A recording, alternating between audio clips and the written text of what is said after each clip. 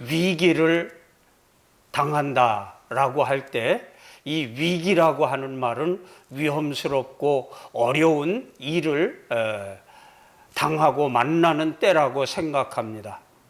그래서 많은 사람들이 이 위기를 당할 때 탄식하고 절망하고 포기하는 그런 사람들이 있는 것입니다.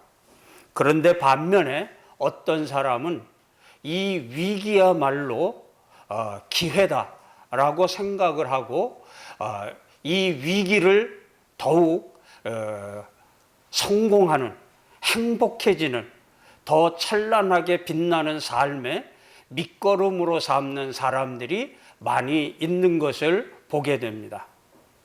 이 코로나19가 1년을 훌쩍 넘어서 올해에도 자지러질 것이라고 생각을 했지만 이렇게 또다시 확진자가 많이 늘어나는 이런 것을 볼 때에 쉽지 않으리라고 생각을 합니다.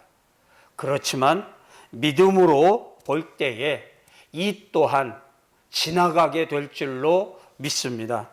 우리가 이런 믿음을 가지고 이 위기를 기회로 삼아서 더 큰 하나님의 은혜와 축복을 경험할 수 있는 이런 때가 되실 수 있기를 바랍니다. 여러분, 5월이면 이제 철쭉꽃이 아름답게 피는 때입니다. 제주도 한라산의 5월 첫 죽이 장관이라고 해서 제가 한번 시간을 내서 5월 달에 한라산에 올라가서 이 철쭉을 구경한 때가 있었습니다. 얼마나 멋지고 아름다운지 이 영실 쪽으로 올라가면 한참 올라가다가 보면 이 한라산 중턱에 이 철쭉꽃밭이 아주 장관인 데가 나타나게 됩니다. 그런데 이 한라산 철쭉이 다른 산의 철쭉과 다르다고 하는 걸 쉽게 발견할 수가 있습니다. 아름답게 꽃 피는 것은 마찬가지인데 다른 동산에 피는 철쭉꽃들은 그래도 제법 키가 있습니다. 그런데 이 한라산 철쭉들은 야트막하게 땅에 붙어서 자라나고 꽃을 핍니다. 왜 그렇죠? 이 제주도는 바람이 많은 곳입니다. 이 한라산에 바닷바람이 그대로 불어닥치기 때문에 이 한라산 철쭉들이 그런 바람 가운데에서도 견디기 위해서 꽃을 피우기 위해서 그들은 키가 다른 데 철쭉보다도 작을 뿐만 아니라 이 뿌리를 깊이 내리는 겁니다. 그래서 웬만한 바람에도 흔들리지 아니하고 적응하면서 이렇게 장관의 아름다운 꽃을 피우게 되는 것입니다. 코로나19로 말미암아서 우리가 모두 다 위기다, 어렵다, 힘들다 말하지만 그러나 이런 때에 알곡 같은 신자들은 참 믿음의 성도들은 오히려 이런 것에 더 깊이 뿌리를 내리고 믿음에 굳게 서서 이 위기를 극복하고 더 멋진 믿음의 삶을 살아가고 있음을 오늘 본문은 우리들에게 말씀해주고 보여주고 있는 것입니다. 우리가 잘 아는 내용이지만 오늘 본문의 배경을 잠시 설명을 드린다고 하면 성령 충만을 받은 베드로와 요한과 사도들이 이 정해놓고 기도하는 시간이 있었습니다. 하루에 3번씩 이 정해놓고 기도하는 시간에 아침 9시와 정오, 낮 12시와 오후 3시 이 시간에 시간을 맞춰서 성전에 올라가서 기도하기 위해 베드로와 요한이 오늘도 성전으로 오후 3시에 올라가는데 이 성전 미문 앞에 날 때부터 걷지 못했던 장애인이 앉아서 구걸을 하는 겁니다. 그런데 그 구걸하는 이 장애인에게 베드로와 요한이 사도행전 3장 6절과 7절 말씀에 이렇게 말씀합니다.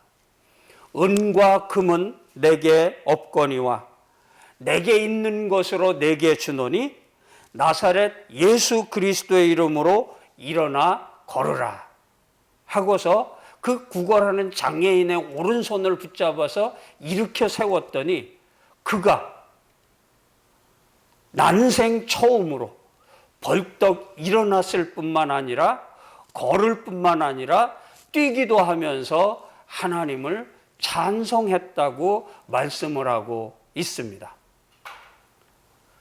베드로와 요한이 계속해서 솔로몬 행각이라고 하는 곳에 올라갔는데 여기까지 이 사람이 쫓아와서는 저 사람들이 나를 이렇게 회복시켜주고 고쳐주었습니다 하고 이야기를 하니까 그 자리에 모여있던 많은 사람들, 어렵고 힘든 세상을 살아가는 그들, 아픔과 무거운 짐을 지고 가는 사람들이 나도 저 사람처럼 문제 해결을 받았으면 얼마나 좋을까 하는 열망하는 눈초리로 베드로와 요한을 바라다 보는 거예요.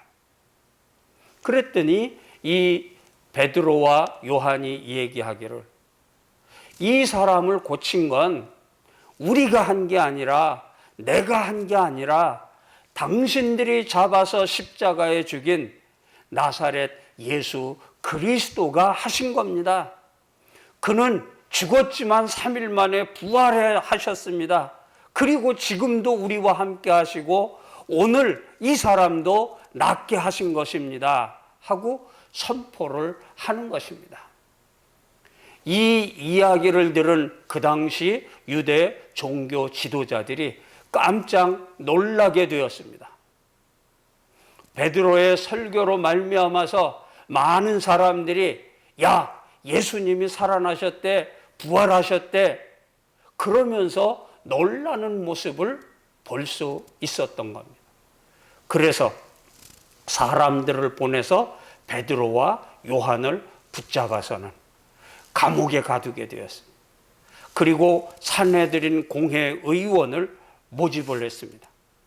이 산헤드린 공회 의원이라고 하는 것은 지금으로 말하면 우리나라의 국회 정도가 되는 그런 국가기관입니다. 나라에 큰 문제가 생기고 어려운 일이 생기면 그들이 모여서 70명이나 되는 사람들이 모여서 어떻게 대처할 것인가 라고 하는 것을 논의하고 회의하고 결정하는 곳입니다. 이 베드로와 요한을 가만히 놔둘 수가 없었기 때문에 산헤드린 공회 회원들을 모집을 해가지고 어떻게 처벌할 것인가 하고 논의를 하고 감옥에 갇혀있던 그들을 끌어내어서는 신문을 하는 겁니다. 우리나라 국회에서도 국회의원들이 대정부 질문을 하지 않습니까? 뿐만 아니라 어떤 장관이나 높은 직위의 사람들을 임명할 때는 청문회라는 것을 하게 됩니다. 얼마나 무섭게 따지고 얘기합니까?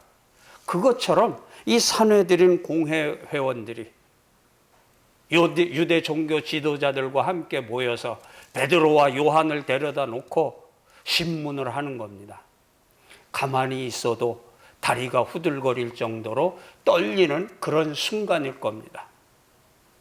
너희가 도대체 무슨 권한으로 이렇게 예수 그리스도를 선포하고 예수님이 부활했다고 하느냐? 우리가 예수님이 부활하신 걸 직접 보았기 때문입니다 하고 담대하게 얘기를 하는 거예요. 보시오, 저 날 때부터 걷지 못했던 사람이 일어나게 된 거 우리가 한 일이 아닙니다. 예수님이 하신 일입니다. 이렇게까지 얘기를 하니까 그것을 모든 사람들이 바라다보고 칭송을 하고 있으니까 어찌할 수 없어가지고 공갈 협박을 칩니다. 다시는 예수님에 관하여 얘기하지 말아라. 그리고 예수님이 부활해서 살아났다고 하는 얘기도 하지 말아라. 한 번은 용서해 주겠다. 그리고 그들을 돌려보내는 겁니다. 이렇게 노임을 받은 그들이 자기 성도들이 있는 곳으로 마가의 다락방으로 왔겠지요. 와가지고서는 자기들이 당한 일을 그 여러 사람들에게 보고하고 이야기를 합니다. 우리가 기도하러 갔다가 이런 일을 당해가지고 날 때부터 안진뱅이 된 사람을 고쳐주었는데 그것 때문에 우리가 감옥에 갔다가 이렇게 풀려나서 오게 되었다. 이제 우리가 어떻게 하면 좋겠느냐 하고 이야기를 했더니 그들이 다 같이 한 마음 한 뜻이 되어가지고 기도를 하게 되었다. 그랬더니 기도가 끝날 때 성령이 충만하게 임하면서 그 자리가 진동의 역사가 일어나게 되었고, 또 이 말씀 이후에 4장 32절부터 37절까지 말씀을 보면 이 초대교회가 유무상통을 함으로 말미암아서 전대미문의 그런 아름다운 교회 역사를 이루었다고 하는 내용이 기록이 되어져 있는 것을 보게 됩니다. 그렇습니다. 그들이 전하고 싶은 예수 그리스도, 믿고 싶은 예수 그리스도를 말하지도 못하고 전파할 수도 없게 되는 이런 위기를 당하게 되었습니다. 핍박과 박해를 당하게 될 수밖에 없는 상황에 처해졌습니다. 위기 그 이상의 어렵고 힘든 일을 당하게 된 것입니다. 그런데 그 일을 통해서 오히려 이 사도들은, 이 교인들은, 이 예루살렘 교회는 더 아름다운 교회로 성장하게 되었다고 하는 것입니다. 어떻게 해서 이런 일이 이루어졌습니까? 첫째로는 고난을 당하고 위기를 당하지만 그러나 그 고난과 위기 배후에 역사하시는 하나님을 그들은 바라보았기 때문입니다. 고난은 한순간 우리들에게 올 수 있고 또다시 우리들에게 올 수 있지만 그러나 그 고난은 지나가 버릴 수밖에 없는 것이고 넘어갈 수밖에 없는 것이다.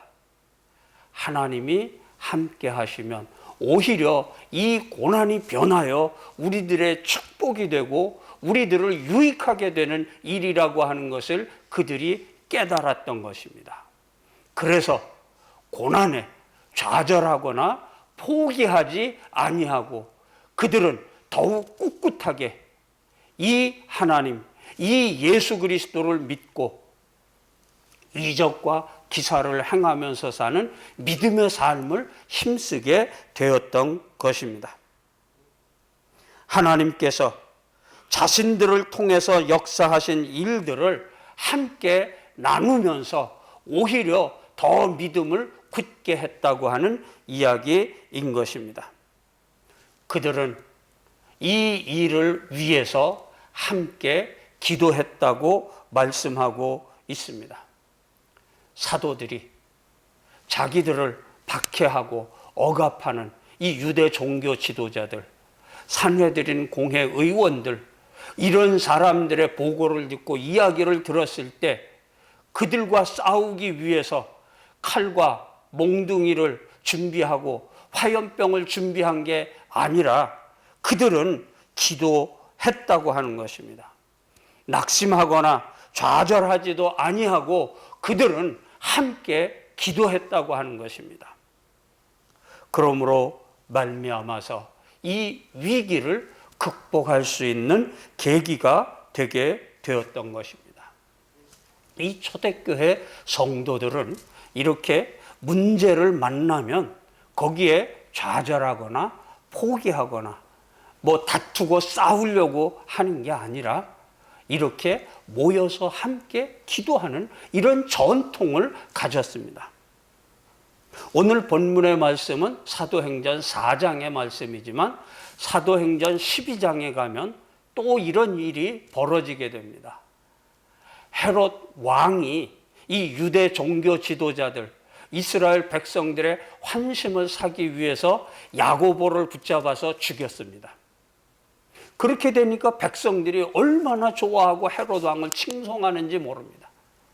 야, 내가 더 많은 이 예수님을 전하는 사람들을 잡아서 죽여야 되겠다, 박해를 해야 되겠다 하고 예수 믿는 사도들을 붙잡으려고 힘을 썼습니다. 그때에 사도들은, 또 이 신자들은 어떻게 했느냐? 사도행전 12장 1절로부터 5절까지 보니까 그들은 더 모여서 기도를 했고, 베드로가 붙잡혀서 투옥을 당했지만 합심해서 기도하는 이런 성도와 교회가 되게 되었던 것입니다. 그렇습니다. 어려움을 당할 때 그냥 넋놓고 멍하니 바라다보고 있을 수 없는, 또 어려움을 당할 때 주변에 기도하는 사람이 있고 기도하는 교회가 있으면 그 사람은 행복한 사람이 될 수가 있는 겁니다. 내가 어려움을 당할 때 나의 아픔을 위해서 함께 기도해주고 용기를 북돋아주는 이런 사람이 있다고 하면 내가 얼마나 견디기가 쉽겠습니까? 우리 교회가 바로 이렇게 아픔과 문제와 위기를 당하게 되었을 때 그냥 나 혼자 끙끙 앓고만 있을 게 아니라 같이 나눌 수 있고 그것을 위해서 같이 기도할 수 있는 이런 교회가 되어지기를 주님의 이름으로 간절히 축원드립니다. 그래서 어려움을 함께 나눌 수 있는 이런 신앙 공동체가 되어야 되고, 이런 교회가 이루어지게 될 때 우리는 서로 교회를 생각하면서 소망을 갖게 되고 위로를 받게 되고 또 사랑을 느끼게 되는 것입니다.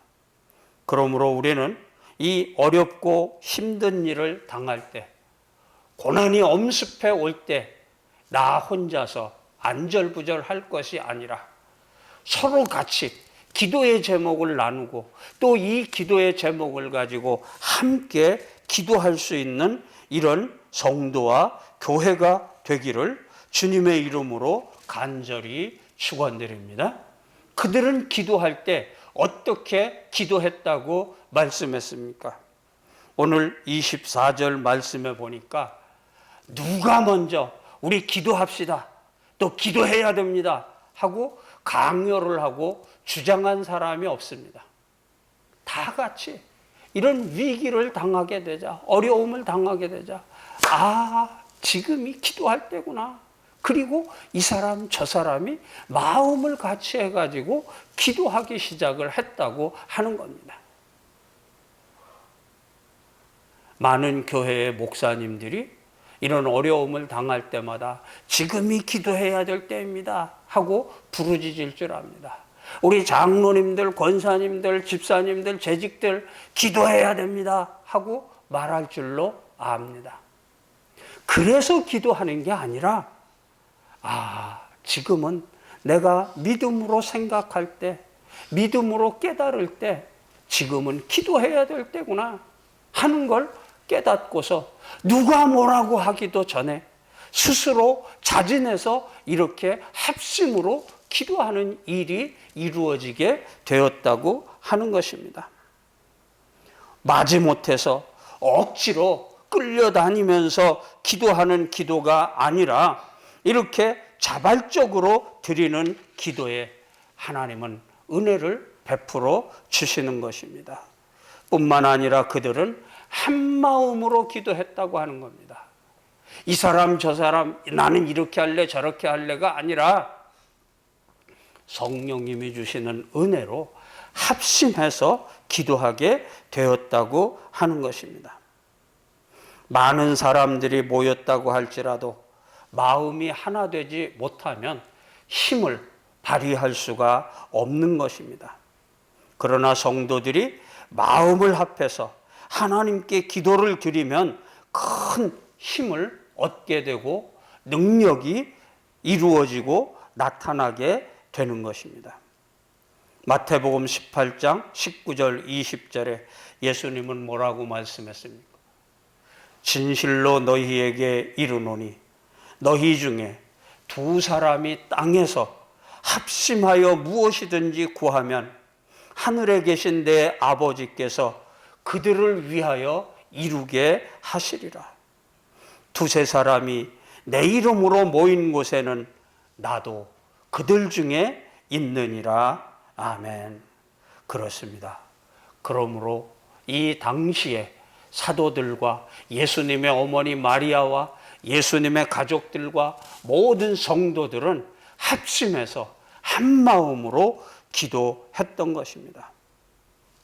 더불어 마음을 같이 하며 오로지 기도에 힘썼다고 말씀을 한 것입니다.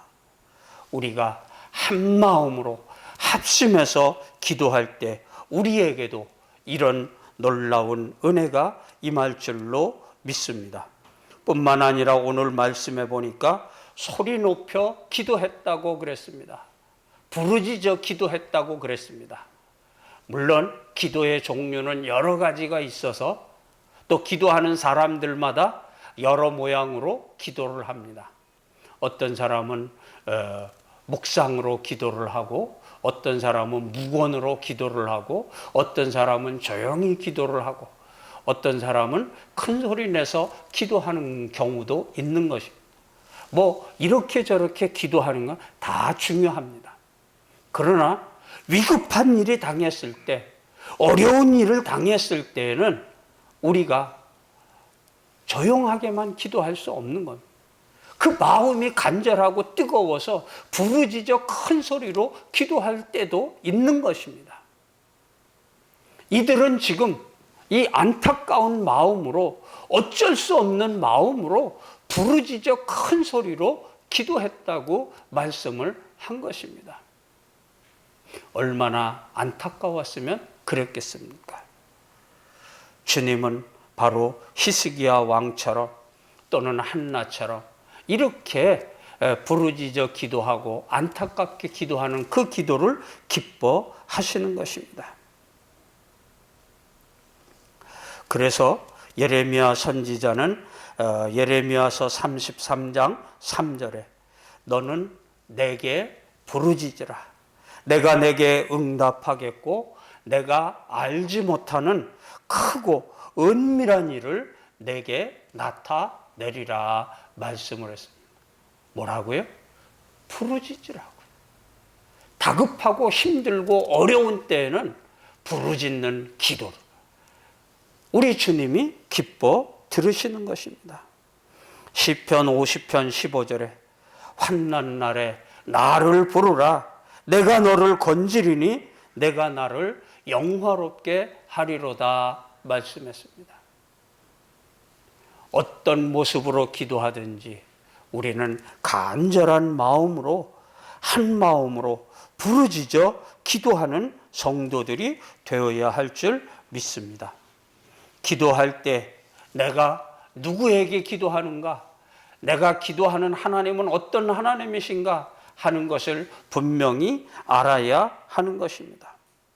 그들은 기도하면서 24절에 대주제여 천지와 바다와 그 가운데 만물을 지으신 이시오 하면서 하나님을 찾으며 기도했습니다. 그들이 지금 기도하는 이 기도는 세상에 어쩔 수 없어서 기도하는 그런 기도가 아니라 대주제가 되시고 천지 만물을 창조하신 전능하신 하나님 앞에 기도한다고 하는 거예요. 자기들이 당한 이 위기, 장애물, 박해, 어려움 이것을 뛰어넘을 수 있는 도움을 베풀어 주실 수 있는 그 하나님을 믿으면서 기도했다고 하는 말입니다. 천지를 창조하신 전능하신 하나님은 못하실 일이 없는 분이시라고 하는 거예요. 그런 분에게 지금 기도를 드리고 있다고 하는 겁니다. 그런가 하면 마지막으로 그들은 자기의 생각대로, 자기의 힘대로, 자기의 뜻대로 기도하는 게 아니라 다윗이 그들에게 전해준 그 언약의 말씀, 약속의 말씀을 붙잡고서 기도하는 것입니다. 25절, 26절에 인용한 이 말씀은 시편 2편 1절, 2절의 다윗의 고백입니다. 이 고백을 붙잡고 그들은 하나님 앞에 부르짖어 기도하고 있다고 하는 것입니다. 성경에는 보면 32,500여 언약의 말씀, 약속의 말씀이 있습니다. 우리는 기도할 때 그냥 허공을 때리는 중심 없는 그런 기도를 드리는 것이 아니라 오늘도 우리에게 응답해 주시겠다고, 허락해 주시겠다고 말씀하신 그 말씀, 그 언약, 그 약속을 붙잡고서 기도할 줄 아는 성도들이 되어야 되는 겁니다. 왜요? 우리 하나님은 우리 인생들처럼 시건하는 하나님이 아닙니다. 한 말을 잊어버리고 내가 언제 그랬느냐고 모른 듯이 하는 그런 분이 아니십니다.